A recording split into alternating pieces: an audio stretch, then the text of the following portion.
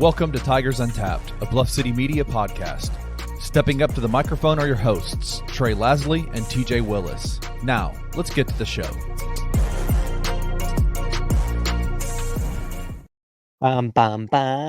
Welcome to episode 98. Oh, we changed our intro? Wrong song. Actually, our song, but Kenny we are hasn't gonna changed the intro yet. We are going to change our intro. I'm going to show We y'all. are. Yep. Surprise Ready? us. Don't show it. Llama, Reaper, Jummer, restore it with his mama. Llama,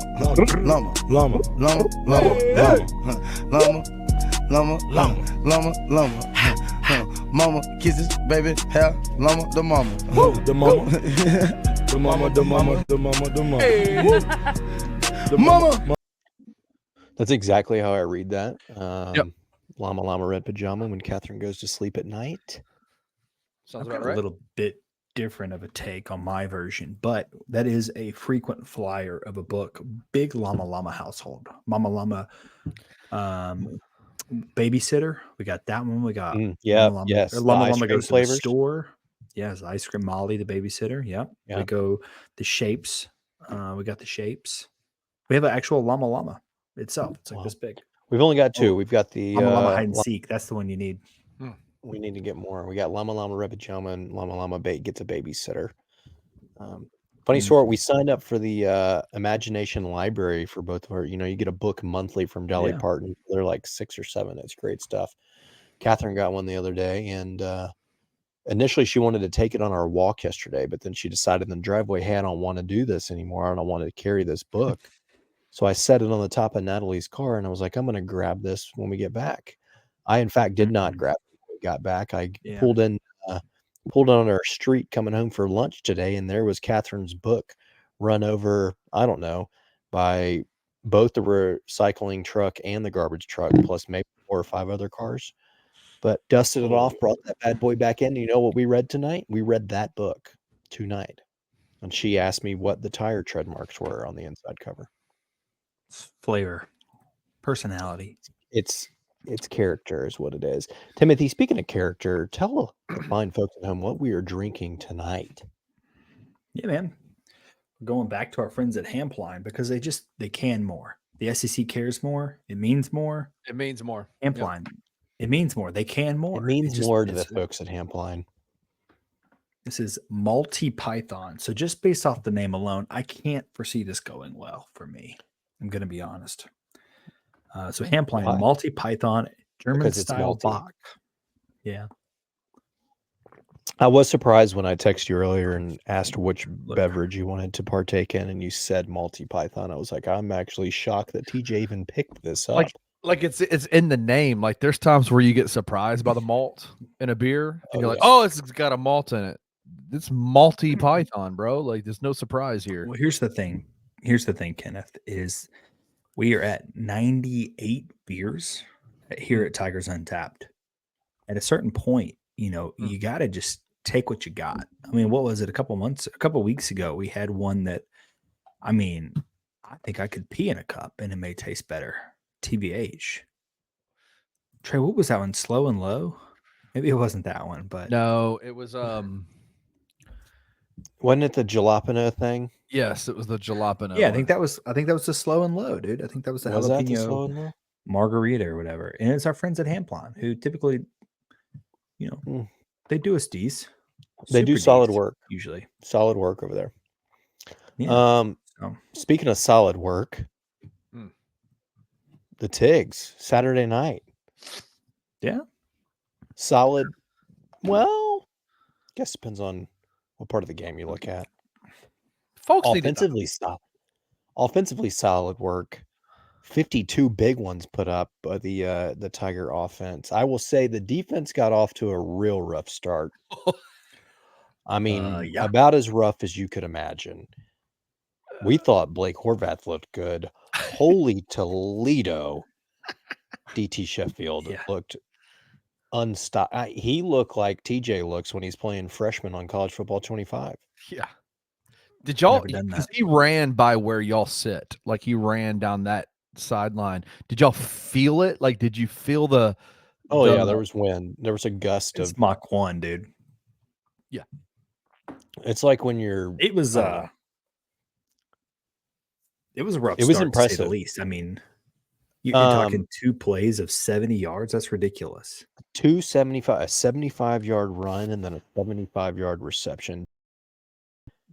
The time of possession was 20 seconds. We'd had the ball for like 8.5, 9 minutes, and the score's 14-all. Yeah. Then they get a stop defensively, and there's a group of North Texas fans on the field right there by us, and I leaned over and I was like, please, guys, tell me the DT doesn't return your punts as well, because I know what's about that. He's got a touchdown run, a pass catch for a touchdown, 75-yard. He's about to take this punt to the house for 75 He was going yards. for the cycle is what he was going for. He could have gotten it. I'm surprised they didn't throw him in at DB to let him get a pick six.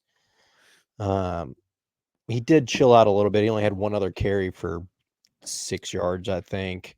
And then finished after 75-yard touchdown catch. He only finished with 8 catches for 122. So he got pretty beat up in that game. Which he took some licks. As a small fry, like he can get, he got waylaid a little bit. Yeah, he had a fumble, as you mentioned. Didn't Hudson? Hudson did. Who he hit over the middle?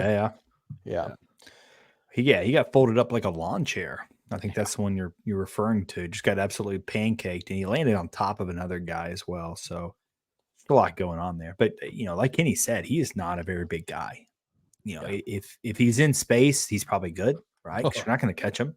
I think we saw that. I'd like to see throwing it to him over the middle is a little sketch there. Yeah, you got to get him outside. I'd like to see him and old Calvin Austin a foot race barefooted. Yeah, in the sand. That'd be a good one. Real test of speed there.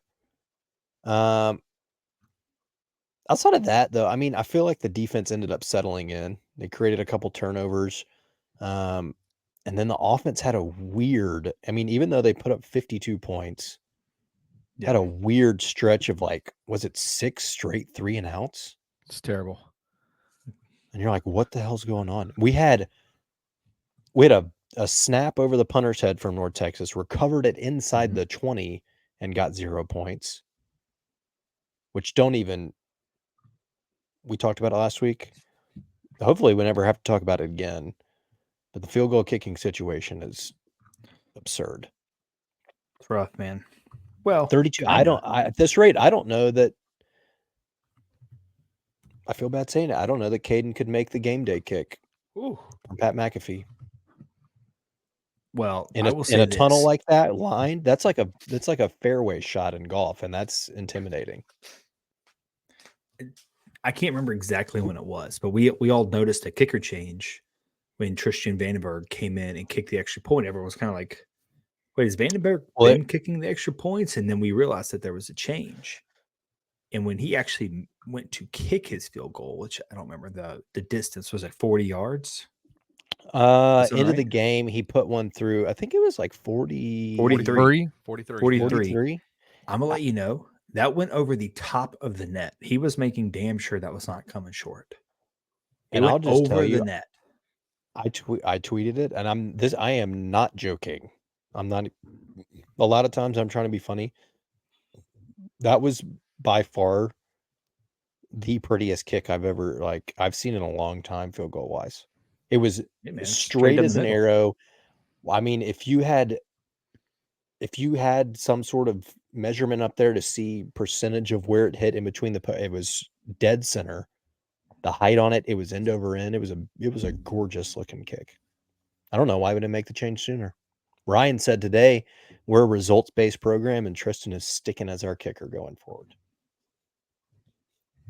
Can you argue? I mean, and honestly, I think it's 2 weeks too late. Should have already happened.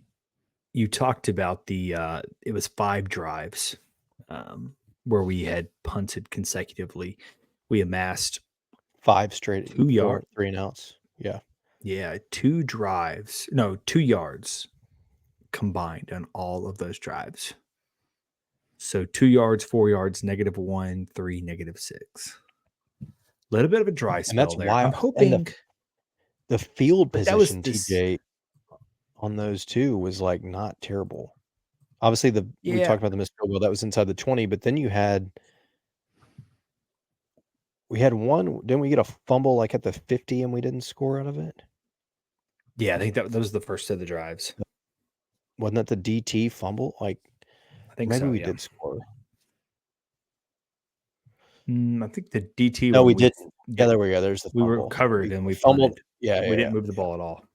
Yeah, yeah. I don't know what happened mid-game, but I'm just like, I've heard some people talking about it. At times, it just seems like I feel like Seth plays with no confidence in himself. Unless he's, I mean, I heard Jason and John talking about this earlier today. Unless we're down and we're coming from behind, then he starts almost playing with like no fear and nothing to lose. And is taking shots and making but up, if we've got the lead or it's a tight game, it's close. Like, I feel like he errs on the side of caution almost too much. I don't know if you guys feel that, but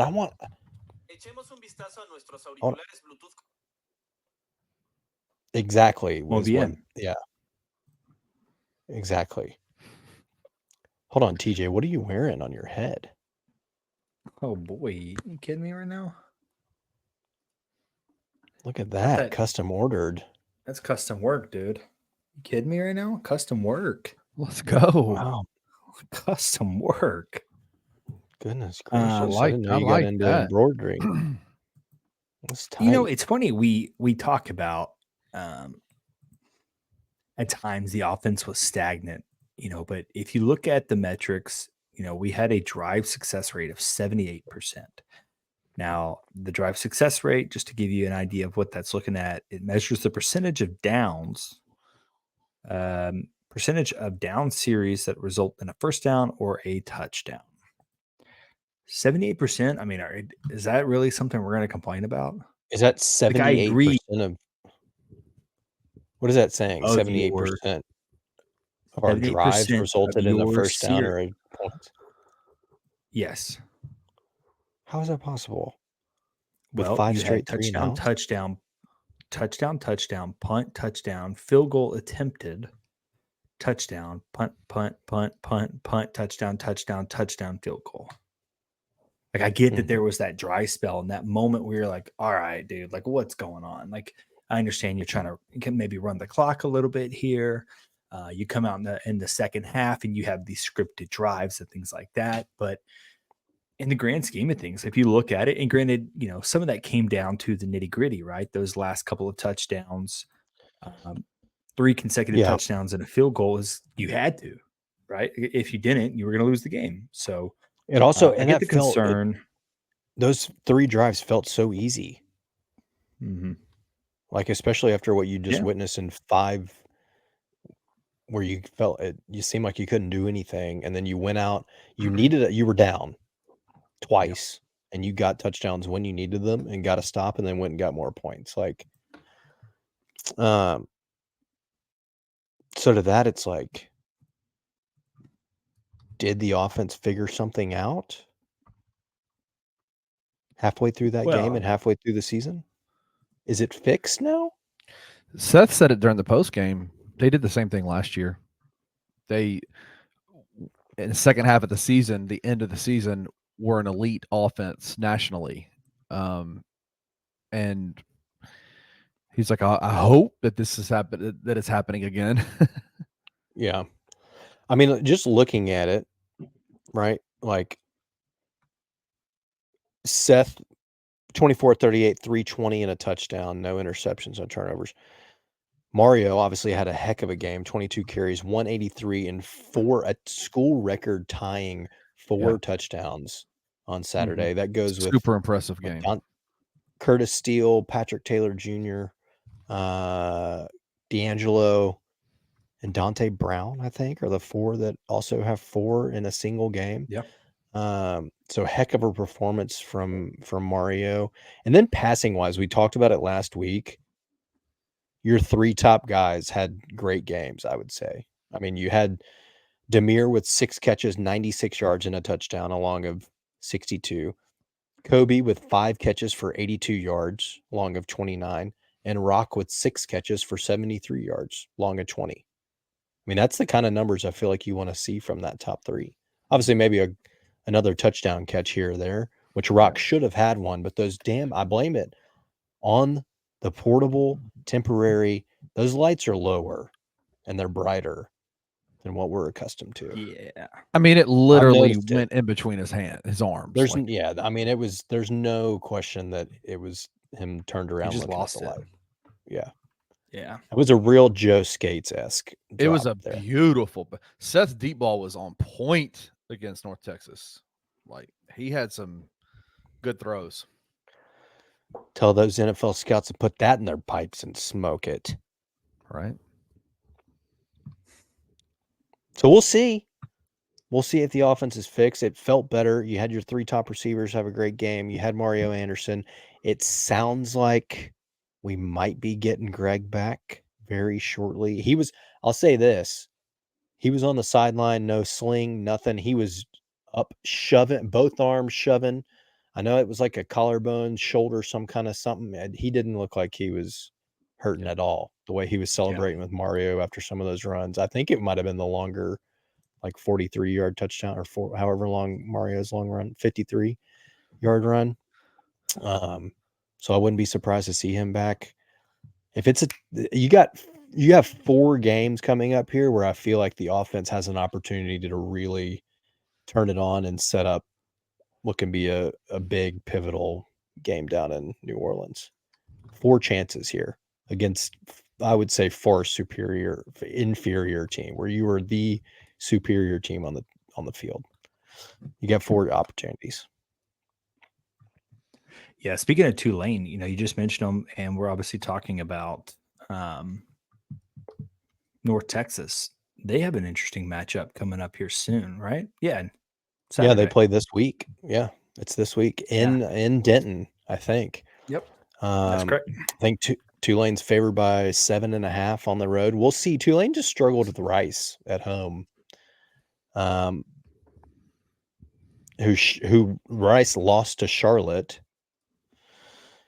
who just got mollywopped by Navy. I don't know about this conference this league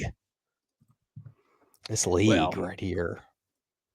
I think all in all, it's really interesting, right? Like Navy, I think is actually pretty damn good this year, and I think a lot of us expected them just to be okay at best. Army was coming in after a good year. No one really knew what to expect from them, right? Obviously, we have mentioned that their schedule is quite favorable for them, getting a lot of friendly matchups. They don't have to play Navy until after the season ends, and it doesn't. Which I still think is kind of shiesty. But I mentioned all this because Tulane, obviously North Texas this weekend, then we'll take on Charlotte, Temple, followed by Navy, and then Memphis. So it is an interesting little couple of games there for them in terms of North Texas and Navy before they have to take on us. So I think maybe we'll get a better understanding of who Tulane is coming here soon. Because in reality, they haven't really played anyone. I think that's fair to say outside of Kansas State and Oklahoma, except Oklahoma's booty cheeks. We'll talk about that later. Wouldn't fit them in any sort of anyone category for sure. Yeah. So it's interesting, right? I think we'll get a better understanding of kind of what we have coming ahead of us as well. Yeah, I'm intrigued by that North Texas Tulane game this weekend. I want to see what happens. And then, I mean, to be honest, North Texas has Army the following week. Yep. And we've talked about we need a slip up from Army. And I think that they could do it. It's in Denton. I mean, Army hasn't played anybody with a pulse yet. They play Notre Dame later in the year, I think. But I think this North Texas team, especially with the offense that they have and it being at home, I think could give Navy a real scare, to be honest. So a couple North of Texas good has something cooking there. Yeah. That their Morris. little quarterback. Morris is Chandler good, man. Morris. He's good. Just adding that dynamic of being able to extend and play with your legs, not just pick up like 6 or 7 yards. I'm talking about dude ran. What was his touchdown run? He had like a 50-yard touchdown run on us. Yeah, it's like 49 yards, I think, something like that, right? 41. That's No, exciting 75. stuff. 49. No, excuse it was me. 49. 49. 75. I sorted twice, and it went on Sheffield. He's a good little quarterback. He should have been Through- intercepted. he also- He should have been intercepted like 6 times, but Yeah, that is true. We had multiple opportunities to pick him off, but I mean, he still ended up with what? How many passing yards did he have? 445. 445 on the 61 attempts, 61 7.3. attempts, though. Like, what? I know they were slinging, and let's be honest, freaking last drive of the game. I mean, this game ended up being closer score wise than it should have been. Sure. Probably should have. What did we end up being favored by? Was it 10.5? 11. 11? Right. Yeah. It probably should have been a push. The game should have been, final should have been 52-30 or 52, what? 52-40? No. What? Why? 52-38. That last touchdown North Texas scored shouldn't count. That 3rd and 18 was ridiculous, and then freaking DJ Bell picked off that ball on 4th down. What? I know. So that was way on the other side for me. What did y'all He see should on have- that? He should have batted it down. I watched the replay. DJ Bell catches the ball, but the wide 100%. receiver's hand is in between Mm. DJ's chest and the ball, and so it allows him to bring in both hands around it after DJ's already caught it. Right. And they gave him. So if they he had give just, he the should have just. receiver the catch. Oh, he should have just Yeah. volleyball spiked it down for sure. Does he But need? regardless, Do I in need that- to go in and do a session on volleyball? I mean, it may not. Well, we know Julian Barnett knows how to do it. He did it final play of the game at Florida State. Yeah. Made me so proud. Double hand smacked that thing down. Davion Ross. Did But the I'm going to same be thing honest. in the game I against mean, UNC. watching it, I don't see how that wasn't a DJ Bell interception. I mean, it was blatantly obvious he caught it first, and then the dude just put his hands around it. The DB.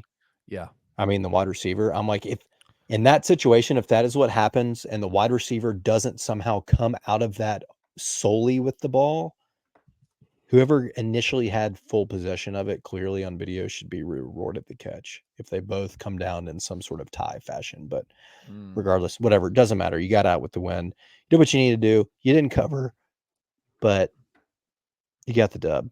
You beat a 5-1 ball club that was 2-0 in conference. You move on to the next one. We got Charlotte's freaking Web coming to town. It's homecoming. It is an 11 o'clock kick, which is disgusting For homecoming. for homecoming. I mean, I'm expecting this student-wise to be, I guess, sorority fraternities will be there because they're like required to until halftime, maybe. But Yeah. 11 a.m. on ESPNU, not an ideal start time.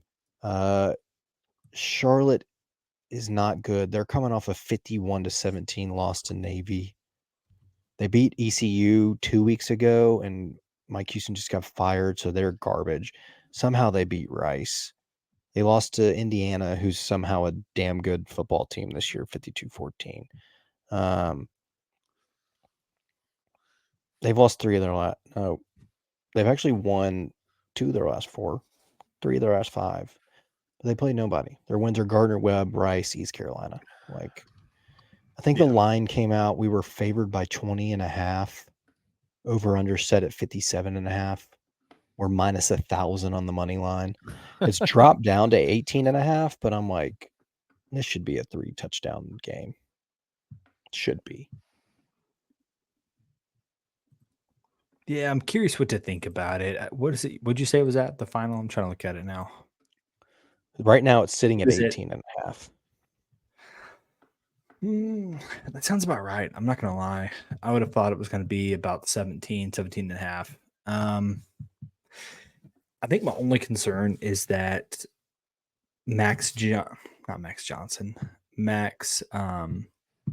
quarterback, Max Brown, he's mobile. So you do have that whole argument again, right? If he gets out in space, what can he do with it, right? We've seen him look absolutely awful in a majority of times. So Hopefully not much once he starts moving. But if he does get his feet involved, I could see that being a little bit difficult for us to stop. I mean, it's just the going rate at this point. Anytime we play a mobile quarterback, I feel like We've seen some mobile quarterbacks give us a little bit of trouble. I think he gave us a little bit of trouble. A little bit.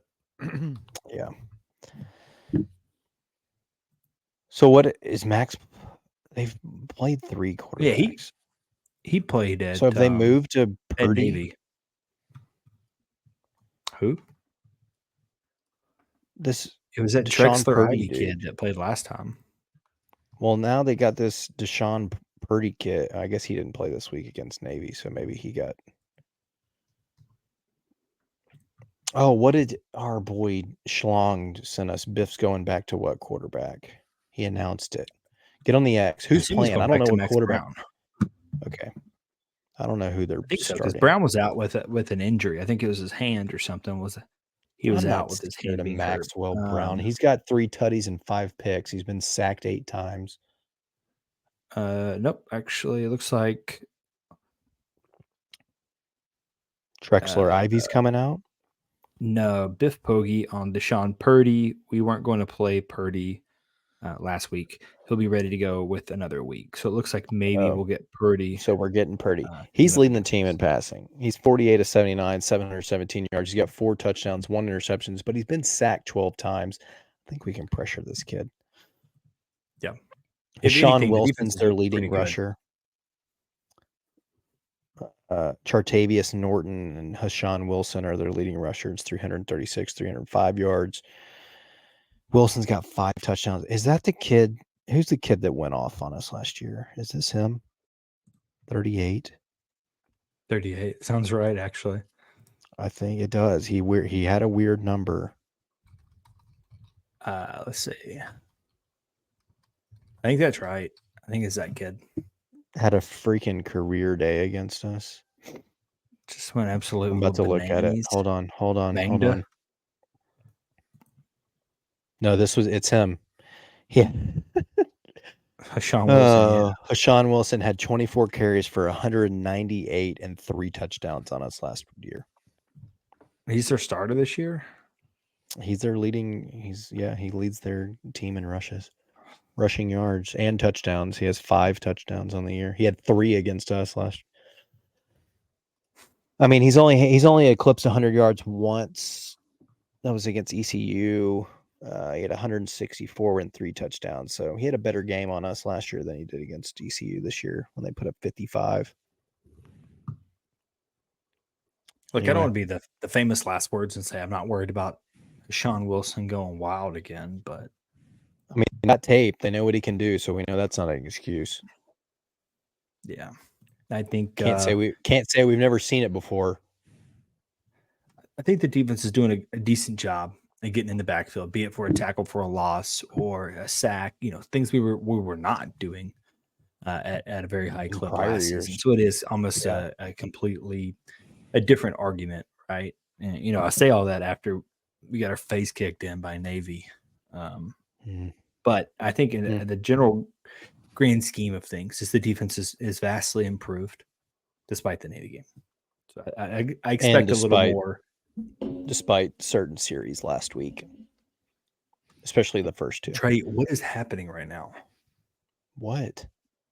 I feel like I'm watching Cloverfield. Sorry. I'm moving around. I don't know.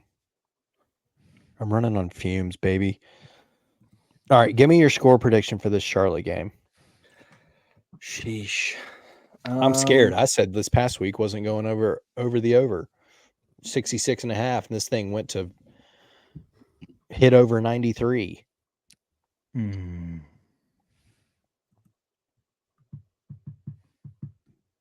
I think it's going to be a what was the Navy score? What did they do? Navy last week they lost 51-17. Yeah, I was thinking it was going to be about a 17-pointer for Charlotte. And that's like being nice because these garbage last-second touchdowns. Yeah. Saying them scoring 17. Yes, correct. And it's just what is Memphis going to do? Because I think that obviously if Navy's able to put 51 with just ridiculous ball control, that's bananas. Yeah, I'm gonna look I at their don't time think of it's gonna be. possession in the game. I don't think it's going to be 51 for Memphis. I don't. I do think that they have faith in the kicker. We're not. Yeah, we're not putting up 51 points. I'd love to. Navy put up 50. This seems ridiculous. Yes, I think there's some turnovers. I saw the time of possession. There were, I was like, yes, wrong here. there were 5 turnovers. I was about to tell you Yeah. what how many yards Navy had total. They had 288 total yards. Yeah. I'm going to say yeah, that's why they had a 12-yard touchdown run. It was on say a 3-play 17. 17-yard drive for a touchdown. Yeah, there were too many turnovers. That's ridiculous. Even 45 seems like a lot. 2 pick sixes. 42-17 Memphis. That's my final. Okay. 42-17. That's not taking into account a field goal. I'm going to count a field goal. I'm going to say 38-14.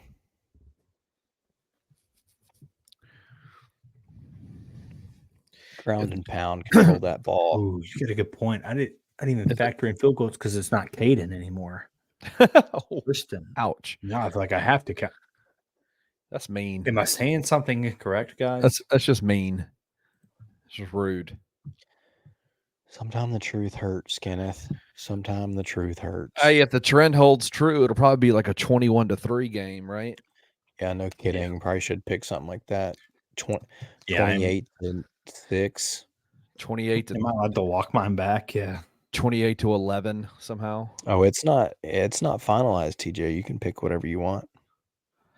Yeah. See, I think I'm over here calculating field goals now. Something we weren't able to do in yesteryear. I don't know. Now I'm overthinking it. Now I've just factored in 14 field goals in a game. Just stick with your 42. Yeah, I'm just gonna stick with 42-17. Whatever, dude. I'm just not used to, like, I would be stunned to see a Ryan Summerfield coach team score 42 points when the other team only scores 14. Like, they just don't do that. They go 27-13 or something like that. Like, is that true? Yeah, with the exception of North Alabama. I don't know if you want to count Troy that way, 38-17, but yeah, our largest margin of victories, we score 20, mid-20s, and hold the other team to 1 score. What about Temple last year? I think that was a 20-point win. 20. Oh yeah, that 20-ish something point. I don't know if we count that. That was like last game of the year, though. That was when the offense was absolutely humming. They're just getting engines just now warm, Timothy. Yeah, that's fair. Just also, now we can't warm. use last year's now you got me This going is back so looking. different of a team. Even then, 45-21 against that Temple team. Yeah. Gosh, we put up so many more points last year. Anyway, Tiger team off to their first 6-1 start since 2019. Here's to making it 7-1 for the home. Is there a theme for homecoming? 14 years ago on the day, Timothy kicked a trailer hitch at nearly midnight, Kenny, and it was pulsating blood from his shin. Yeah. Is there a scar? Took a break. Oh yeah. Oh yeah. Took a break from pumping the homecoming float and decided he would kick the crap out of a trailer hitch.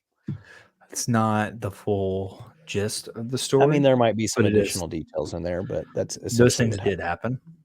Yeah, those things did happen. Was a Segway involved? No Segways. A trailer hitch and pumps. Sure about it. That was 14 years ago. 14 years on the ago. day he sent us a Facebook status earlier about it. Yeah. Wow.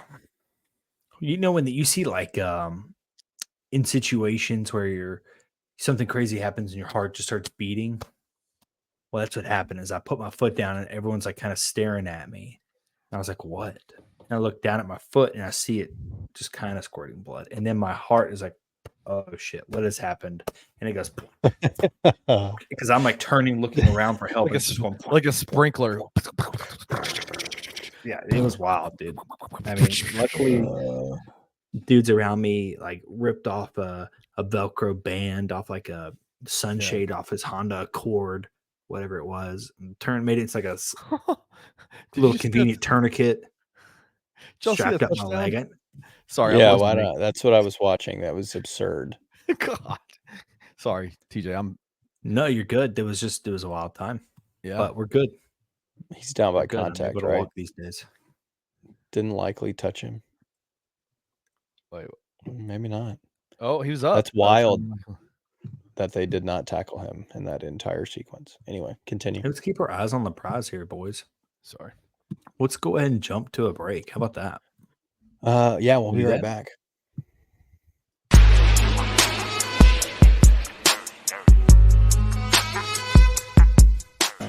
Yuki Mania. Oh, boy. I was thinking, I don't know if you know this or not, but Yuki on Instagram has posted 10 times. His last post was him in a Grizzlies uniform. Okay. He's posted 10 times. He has 630,000 followers. I was thinking, I don't know if you agree with this or not, that we are going to title this show Yuki Kawamura. That's it. Just his name.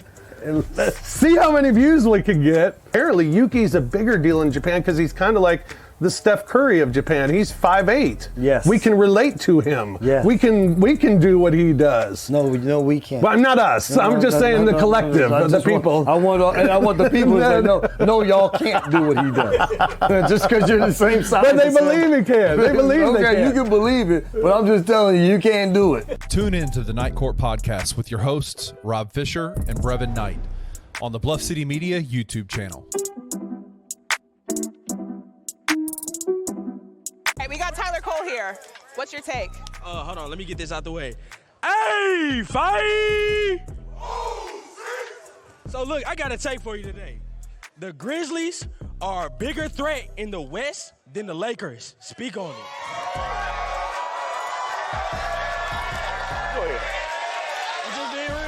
Well, first of all, originally I wasn't planning on doing it. I was like, I don't know. I'm not too fun to being in front of a camera. Like right. I like taking behind it. I like being behind the camera. Mm-hmm. And mom was like, no, you're doing it. And I was like, okay, I can't argue with your mom, man. And the Grizzlies are my favorite team. So it's like, there's no arguing here. Like we can go back and forth regardless. Tune in to the Anthony Sane Show Wednesdays and Fridays at 12 p.m. weekly on the Bluff City Media YouTube channel.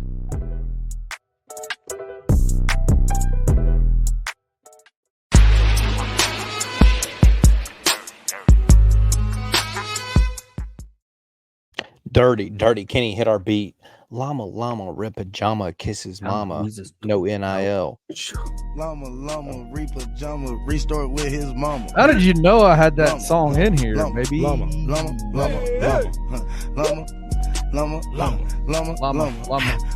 Mama, kisses, llama, baby. Tyreek Smith, drama. Llama, Tyreek Smith, drama. I'm sure that you guys by this point have seen it all over Twitter and whatever his agent, I don't know what he's called. Booger. He's flip-flopping. Reports came out. Was that last night? Today? I don't even know what day it is. I'm so tired. Tyreek Smith was stepping away from the basketball team because there's supposedly issues with promises he was made, I guess, that haven't been fulfilled. Some speculated it was NIL issues. Others have said that it's role and playing time within this team issues. His agents flip-flop back and forth. He's most recently use the word, hey, can we not besmirch the name of agent by his handler? What do you want me to call him? Is that the easier? His guy. I don't like handler, honestly. His caretaker. His guy. His guy says FedEx held up their portion. There's other things that happened, but Kenny talked about in the Discord. I'm like, They're trying to say, I guess he hadn't been paid since June or something, but I'm like, what NIL obligations has he fulfilled in that time frame? This isn't, hey, you show up to campus and you just get a monthly check for being here. Like, it's NIL. You have to do things with your name, image, and likeness. I don't know. Been on any commercials? But then he's come out and he had a video and said, now he's like turned back because I think it feels eerily similar to the Jordan Brown thing, right? Like where this guy is leaving, he's not a part of the program anymore, and then all of a sudden now, next thing you know, he's back with the team. I don't know where we currently stand, but where do you want to stand? Always something going on. I will say I am someone who does feel like there's always something going on with the Memphis basketball team. And I think in this instance, I'm not sure I hold this one against Penny. Oh, not at all. I don't think I do. This is not even a little bit. No. I think this is a situation where a disgruntled, not even player. I couldn't honestly tell you that Tyreek wanted to leave the team. I think this could be a situation. His mom, Booger or whatever is, wants him to leave the team. Is that his name? It's Boog. Booger McFarland's the old picking bugs. You know, I know we know what bug stands for. Tyreek's own mom came out and said that Tyreek hadn't said anything about actually leaving the team or anything like that. It's a prime example of allowing people that have played a very special role in your life. I don't want to take away from what Boog has done for Tyreek. Booger has done for Tyreek in terms of the caretaking side of things, right? He said, sure, he's been in my house since he was 14 years old, right? I've given him a place to play basketball. I've helped him grow as a basketball player. So I don't want to say anything negative about that. But when that then transitions to this person speaks for me in terms of contractual negotiation / language / the business side of sports, because let's be honest, this is what this is. That's when players find themselves getting jammed up. And that's where we are right now. Is you can tell there's a level of, with Tyreek, a level of, hey man, chill the F out, bro. Like, I didn't say I wanted to leave, right? Like, kind of having to come back and I don't want to like disrespect my guy, but my guy is out here arguing with randos on Twitter, putting all of my business out there, like all of it. Yeah. And that is insanity to me. It's wild. And I think it was just maybe 2 weeks ago, or was it at Media Day when they were asking Tyreek? It wasn't Media Day because he wasn't at Media Day, but basically asking him about like his thoughts about being here, blah, blah, blah. And Tyreek is like, Penny's the best coach. He's given me an opportunity to show things that I feel like I hadn't been. I've kind of been put in a box in the other places I've been. Like, I'm getting to expand my game. And so when Boog came out with saying this stuff like that, doesn't seem like the same Tyreek that just spoke to the media. I don't know. Yeah. It'll be interesting to see what happens. Like, it sounds like things are trying to get worked out. Book has come out and now said Penny has nothing to do with it. He didn't do any of the wronging, but he's trying to make it right. Like, which of course he is. Penny's always going to do what's in the best interest of the kid, right? He's not going to. Yeah. We saw it with Jordan Brown. He's not going to just throw somebody to the curb, especially if they don't have anywhere to go. So, like, I feel like this gets resolved, but it's also, Rick recruited this guy. Yeah. So there's also got to be an understanding on Tyreek and his party's behalf of like, yeah, the coach that recruited you may have made you some promises, but he's no longer here. So that doesn't hold everybody else that's liable, or everybody else here isn't liable for upholding whatever he may have told you behind closed doors. And on top of that, I'll add another layer to that. Not only is that coach not here who made those promises to you, but you have a contract, brother. Like, there is specific language in your contract that speaks to the things that you're claiming are the issue. And if you didn't like it, nobody forced you to sign it. Yeah. And so that's the problem, I think, with a lot of this is the handlers or the guys or whoever that are around. It's like you are speaking on things that legitimately you don't have the training, the understanding of not only what those contracts say, but the ramifications of speaking on those things. Like that's the part that I think is the saddest part to me on this whole deal. Is I am a firm believer that players should absolutely be compensated for their name and their image and their likeness. I'm a firm believer that the transfer portal should be a place where players are able to exercise some control over getting out of bad situations or getting put in better situations for them, just like coaches are able to do. I do think that there are some things that the transfer portal needs to be, I think, tweaked, and I think they are doing that right now. Yeah. But I just there are ramifications to this. Like there are ramifications to speaking out of turn and speaking and signing these contracts. This is a business. Like when you do it this way, this is a business. And when you allow, when the NCAA has not created a system where legitimate agents who are trained in this stuff, contractual law when it comes to name, image, and likeness, and you allow just anybody to speak on the behalf of the player, it gets so messy, man. It gets so messy. And I'm in agreement with both of y'all. This is not on Penny. The people can say it's on Penny, or they can blame it. Oh man, it's just another example. And I can understand that. I get the fans saying this is just another example of drama in Penny Hardaway's team. This is not on him. This one is not on him. No, it's not. But I think since he is the head coach, it's easy to of course roll it up to him alongside the other frustrations of seemingly year after year of being let down for some reason. So I think it's easy to kind of let it snowball and accumulate it to more Penny drama, right? But I don't think this one's a Penny thing. As you mentioned, Trey pointed it out. Rick is the one that recruited him. Rick's not here. Expectations with some of these NIL things, because they're not paying attention to exactly what is in there. Like, you're not going to get just a monthly stipend for not doing anything. It's your name, it's your image, and your likeness, right? It's not just a monthly check because I attend the University of Memphis, right?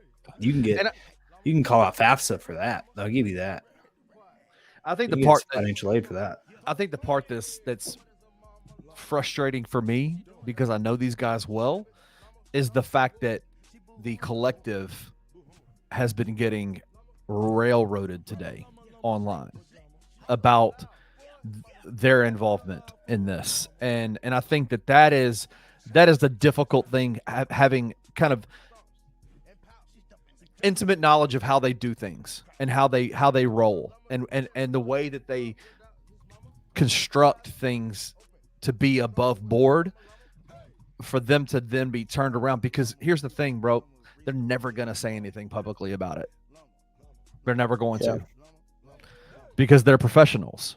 And so I think that's the frustrating part for me, is that these guys are getting trashed online. Well, it's also, just to be honest, like, and we have no affiliation with the collective. So if people are listening, this isn't me like, oh, of course you're sticking up for them because you're affiliate. Like, in no way are we no affiliation with Bluff City Collective. They don't pay us. They don't do anything like that.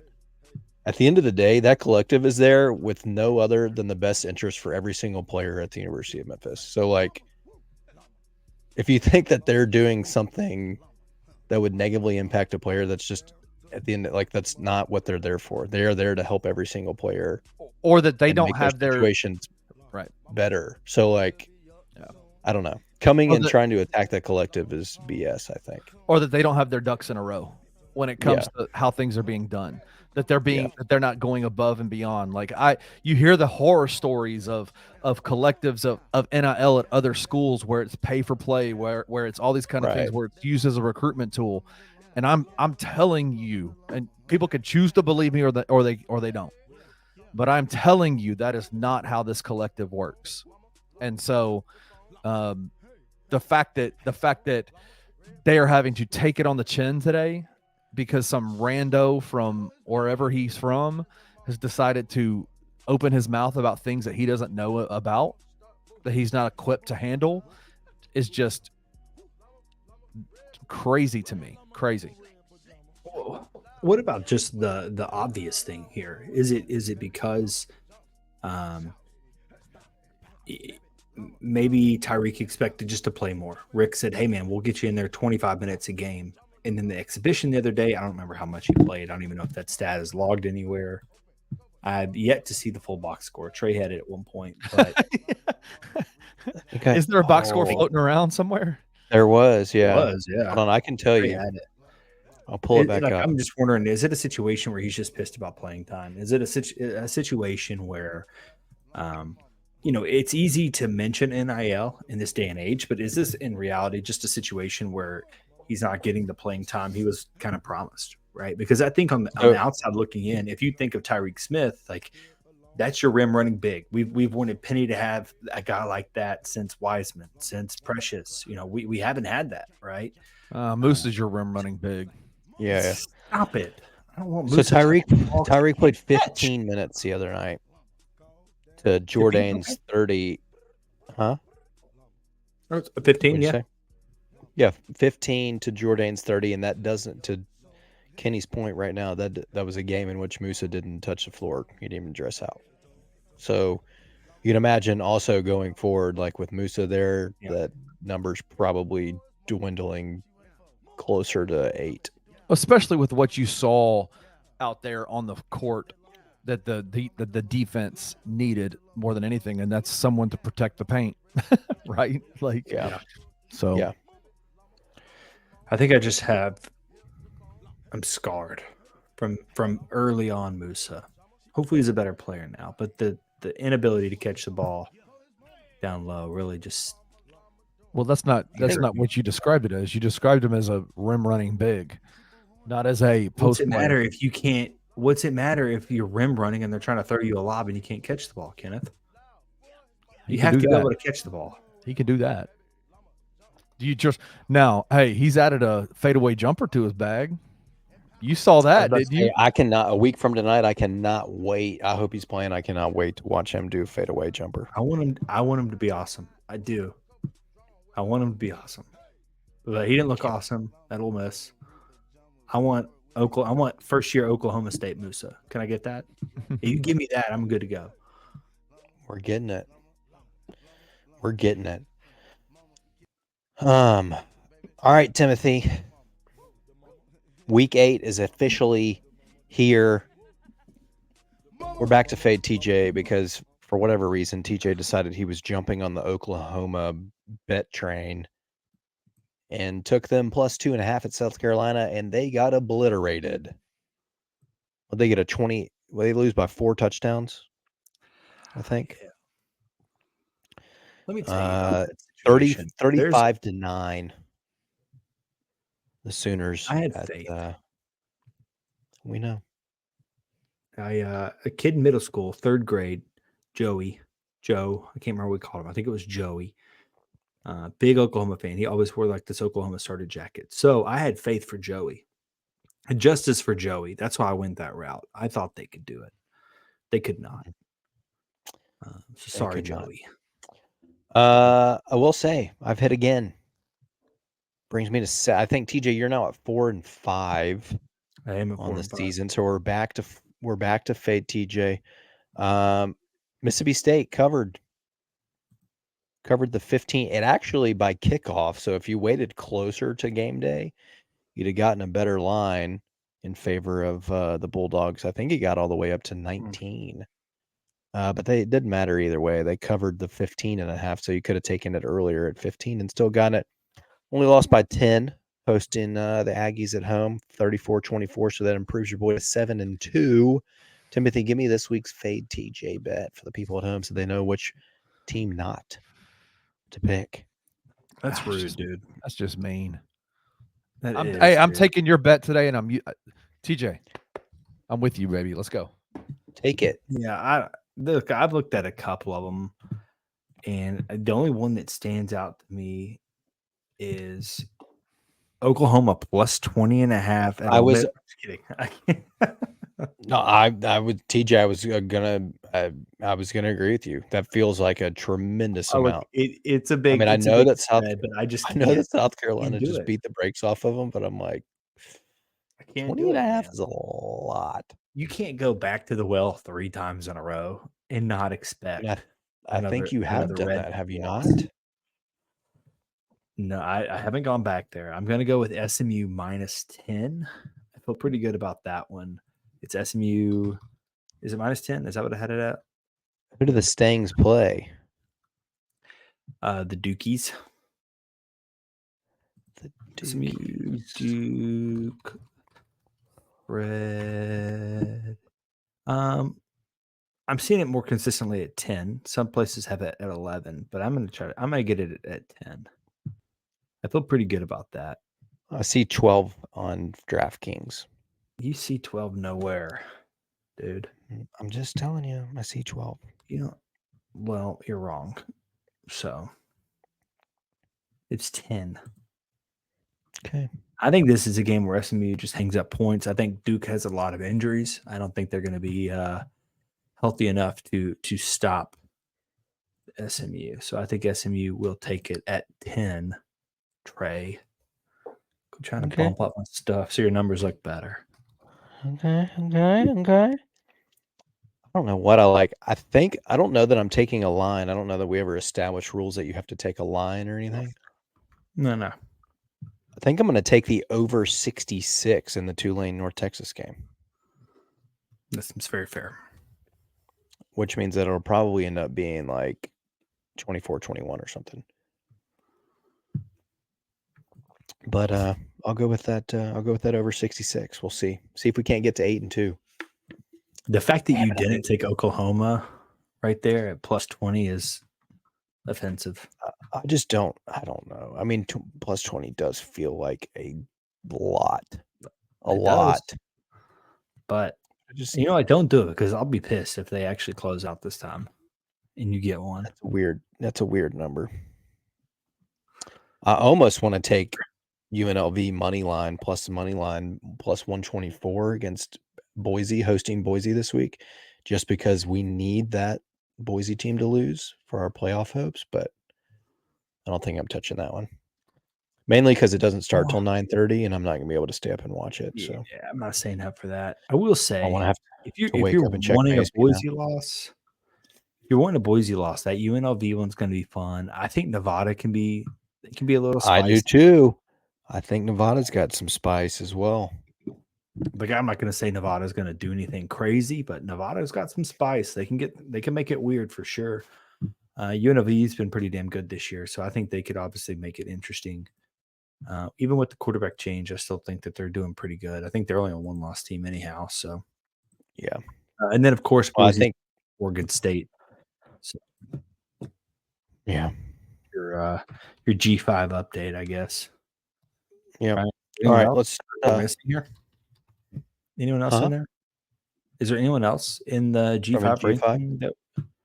I mean, we need Army and Navy to both lose as much as possible. Yeah, of course, Army and Navy. I understand, but I think it is what it is. I mean, I think if UNLV beats Boise this week, it probably gives them the leg up now. So then you would need UNLV to drop one. What do you think is more likely? What do you think is more likely, Navy losing, or because you would need Navy to lose 2, right? Not necessarily.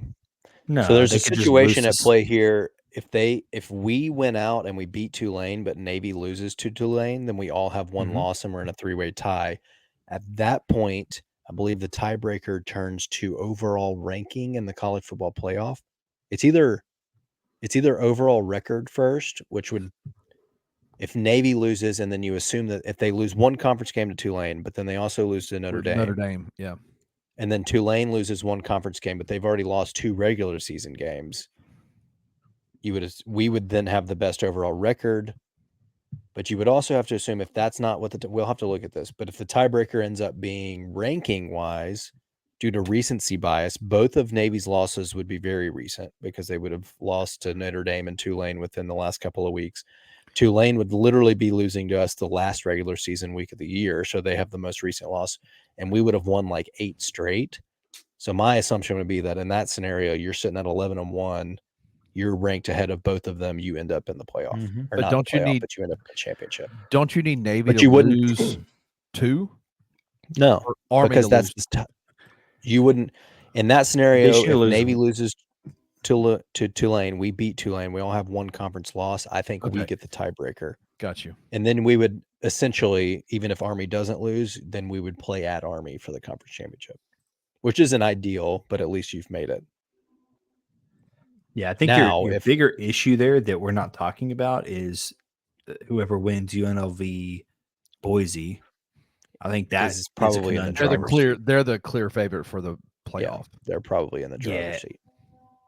And Who is you? I don't think James Madison's going to get in your way. They already have 2 losses. No, they just lost this week or last week. Yeah. didn't they? Yeah. But I'm trying to think of anyone else who's a G5 who was ranked higher than us at one point. So they're playing No, I Boise. I think I your think it's issue gonna- is the UNLV thing. Yeah, I think it's going to be Hmm. if there's a 1-loss Mountain West team, it'll probably be them. If there's a 1-loss American team or an undefeated American team, it'll be them. Yeah. So, First time Tigers. all right. Yeah, I hear that. A little bit delayed reaction. I like It's this still going. Malty Python can, by the Do way. you? Oh, you like the can? Okay, there we go. I can ride with that. It's not a bad can. I mean, if we're just being honest, right? I've definitely seen worse German cans. style Bock. We get down with our boy Natch these days. A nod to obviously the Monty Python. Yeah.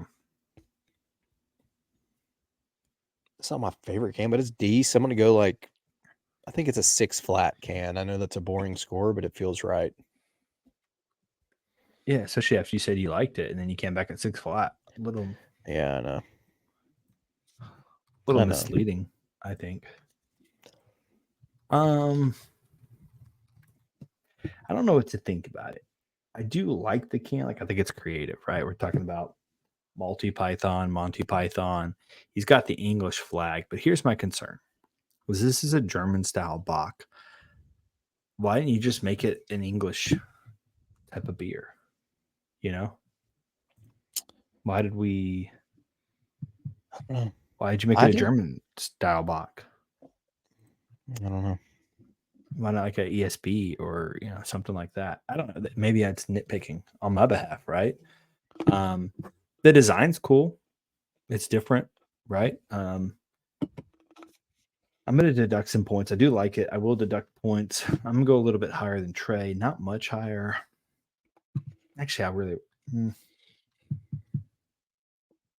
actually going to go lower than Trey. It's actually pissing me off now that I see the English flag and the German thing. So I'm actually going to go 5.9. It's the principle of the fact, A full deci. Where'd you go with the beer? What do you think? I actually liked it more than I think that you probably did. It is not, to be honest, even with the name, it's not the maltiest we've had. I think last Definitely week's not. gave me more malt. I enjoyed it. I think that I would drink this again. It feels like a good fall beer. Just feels right with the fall weather, the crispness of the air. It's the perfect time. It's the perfect day for it. No, night for it, then, boys. It is. Yeah, I feel like we should have been sitting outside with a flannel on, maybe a little solo stove rolling, and Absolutely. I liked it. If it feels a 7.2 here. Wow. 7.2. You're rolling big, dude. 7.2. Yeah, I'm up there. I liked it. I mean, I will say it is good. It's not good. It's better than I expected for sure. It's not super malty. I guess it's kind of to your point. Last week's is more malty. It's a German beer, so I did expect a lot of malt. It's obviously in the name malt. So maybe that's what they were thinking there. The English flag still just makes me mad. So I would not drink 2 of these. I don't think. Not without like a gallon of water or something in between where I'd have to like completely clear my mouth out. Hit some milk in between sips. No. I feel like that would get the maltiness out of there. I think that would make it worse. This is a situation where it's probably like the beer's closer to the can score to me. Like it's good. I think I would like it better as a 12-ounce can than I would a 16. I had no issues with the pint. 6.3. I just don't care for the malt. Like it's not great for me. It's a better score than I was anticipating you giving based on your dialect there. I did not think that you liked this at all. No, it's not that I don't like it. I like it, but I don't want a lot of it. I mean, maybe for, you know what I'm saying? Like from a beer perspective, I can easily drink this and be like, yeah. Those 4 extra ounces are getting to you. Yeah, well, I just can't go over. I can't give it a 7. I wouldn't drink 2 of them. I couldn't do it. Sure. Not even 2 12s. That's fine. So there it is. All right. Well, fellas, 8 beers. Think about that.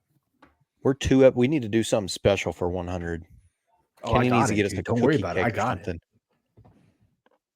I got the best beer available. Oh no, I didn't mean the beer. I just meant for the episode in general.